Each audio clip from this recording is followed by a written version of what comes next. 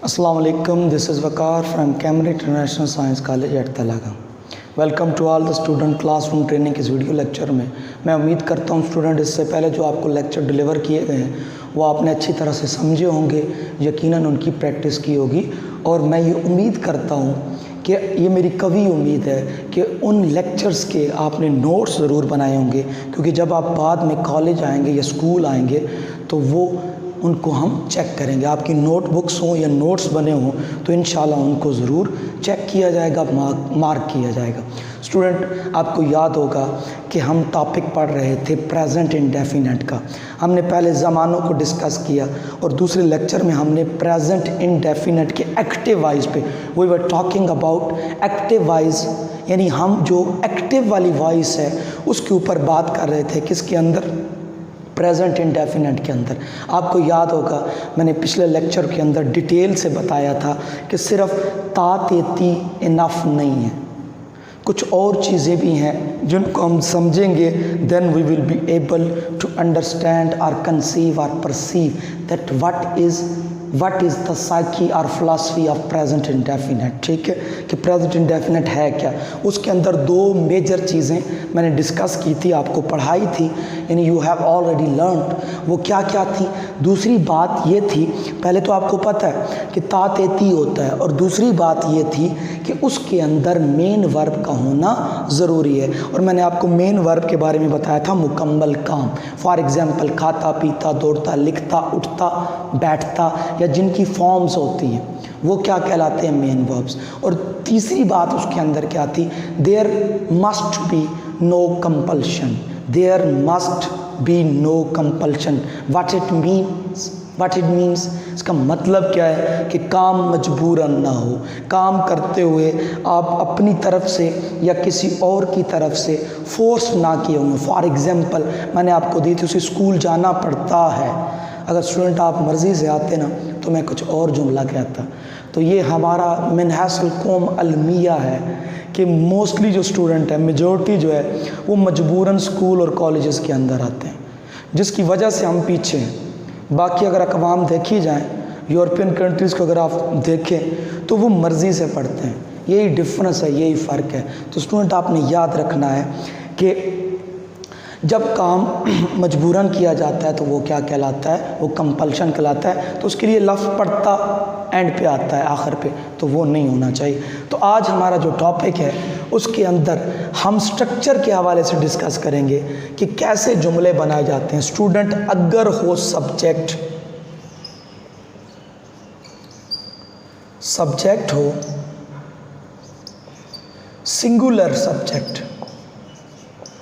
अब स्टूडेंट आपको कैसे पता चलेगा कि सिंगुलर सब्जेक्ट क्या होता है? तो सिंपली मैं आपको इसको समझाने की खातिर ता है लिख देता हूँ, यानी जिसके एंड पे ता है आ जाए वो सब्जेक्ट क्या है? सिंगुलर है। और जब सब्जेक्ट सिंगुलर होगा स्टूडेंट तो उसके साथ आपने SVO, आपको याद है SVO, सब्जेक्ट लिख दिया, वर्ब आ गया। अब वर्ब की आपने क्या करना है स्टूडेंट? एक तो फर्स्ट फॉर्म लगानी है और साथ S या ES का इजाफा करना है। S या ES का इजाफा और साथ क्या आ गया? ऑब्जेक्ट। अब ये S और ES का इजाफा क्या करना है, ये भी एक प्रॉब्लम, ये समझ नहीं आती कहाँ पे S लगाएं और कहाँ पे ES। ये लिस्ट आप याद कर लें। इन सब के साथ अगर वर्ब के आखिर में ये लिस्ट आ जाए, फॉर एग्जांपल कौन सी? वर्ब के एंड पे O आ जाए, X आ जाए, डबल S आ जाए, CH आ जाए, SH आ जाए, तो स्टूडेंट इनके साथ आपने ES का इजाफा करना है और बाकी सब के साथ S का इजाफा करना है। अब हम इसका एक जो है ना वो सेंटेंस बनाते हैं ताकि आपको क्लियर हो जाए। देखिए स्टूडेंट, यहाँ पे एक जुमला एग्जाम्पल लेते हैं। वो खत लिखता है। स्टूडेंट, जब भी आपके पास कोई भी उर्दू का जुमला आए सबसे पहले आपने उसके अंदर वर्ब को इंडिकेट करना है, यानी काम को। आप स्टूडेंट यहाँ पे देखें ता है एंड पे आ रहा है, तो ये क्या हो गया, प्रेजेंट इंडेफिनेट और सिंगुलर है। लिखता ये वर्ब है। अब इसके साथ कौन लगाएं, कौन है लिखने वाला, तो सब्जेक्ट मिल जाएगा। वो किस चीज़ को लिखा जा रहा है, ख़त को, तो तीनों चीज़ें क्लियर हो गई, SVO। अब इनकी आप जस्ट क्या कर दोगे, ट्रांसलेशन कर दोगे। वो की इंग्लिश है ही, आ गया।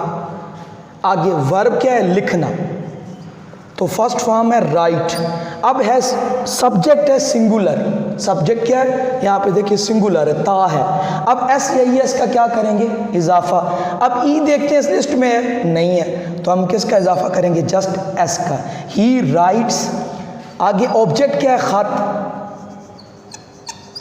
ही राइट्स अ लेटर। तो स्टूडेंट देखिए यहाँ पे वो बात क्लियर, सब्जेक्ट, वर्ब और ऑब्जेक्ट। तो ये चीज़ आपने देखी, ये टेक्निक आपने देखी है कि कितनी आसानी के साथ ये जुमला ट्रांसलेट हो गया। एक और मज़ीद जुमला लेते हैं। असलम पानी पीता है। स्टूडेंट वही बात, एंड पे क्या आ रहा है, फिर देखिए ता है आ रहा है। अब सबसे पहले काम क्या हो रहा है, पीता, कौन है पीने वाला, असलम, किस चीज़ को पी रहा है, पानी को। फिर SVO क्लियर हो गया। फिर हम वही करेंगे, असलम, असलम की जगह हम असलम ही लिखेंगे। अब देखिए एंड पे ता है आ रहा था ना, तो ये एक बनता है, यानी सिंगुलर सब्जेक्ट है असलम। ये सब्जेक्ट आ गया ड्रिंक। अब ड्रिंक नहीं होगा, ड्रिंक्स होगा, क्यों, एक बंदा पीने वाला है। अब के इस लिस्ट में नहीं है, तो सिर्फ किसका होगा, इजाफा, असलम ड्रिंक्स वाटर। देखिए यहाँ वाटर के साथ आप ए नहीं लगा सकते, दी नहीं लगा सकते। स्टूडेंट ये आपने याद रखना है, जो अनकाउंटेबल नाउन होते हैं जिनको आप गिन ना सकें, उसके साथ कभी भी कोई आर्टिकल ए, एन या दी नहीं लगता। तो स्टूडेंट यहाँ पे भी गौर करें, ये आपका सब्जेक्ट हो गया, ये वर्ब हो गया, और ये क्या हो गया, आपका ऑब्जेक्ट हो गया। तो ये बात स्टूडेंट आपको क्लियर होगी। नेक्स्ट देखें, जब सब्जेक्ट प्लूरल हो, यानी एक से ज्यादा बनते हैं, एक से ज्यादा, यानी फॉर एग्जाम्पल ता है हो, ये क्या था, ता है, और ये ता है। तो फिर आपने कोई SES का इजाफा नहीं करना, जस्ट वर्ब प्लस ऑब्जेक्ट, और वर्ब की कौन सी फॉर्म, वही फर्स्ट फॉर्म। अब यहाँ पे आसानी हो गई है, आपको कोई कन्फ्यूजन नहीं है, कोई SES का इजाफा आपने नहीं करना। मिसाल के तौर पे वो बाजार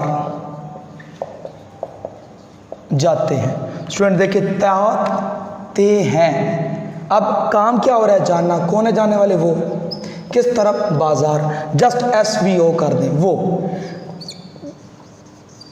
ये वाला वो एक बंदे को जाहिर कर रहा है तो हमने ही लिखा, और ये वाला वो जमा को जाहिर कर रहा है तो दे, जाना गो। अब कोई SES का इजाफा नहीं होगा। किस तरफ जा रहे हैं, बाज़ार को हम इंग्लिश में मार्केट कहते हैं, या आप बाज़ार भी लिख सकते हैं। तो फिर देखें सब्जेक्ट, वर्ब और ऑब्जेक्ट। अब स्टूडेंट पीछे बच गया आई और यू, यानी जब सब्जेक्ट आई और यू हों तो फिर भी आपने यही सेम तरीका फॉलो करना है, वर्ब की फर्स्ट फॉर्म और ऑब्जेक्ट।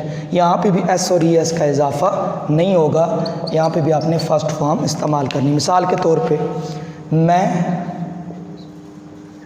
ख़त लिखता हूँ, यानी आई आ गया तो लिखना क्या है, वर्ब है, कौन, मैं, किस चीज़ को, ख़त को। तो जस्ट क्या आ गया, आई यानी सब्जेक्ट,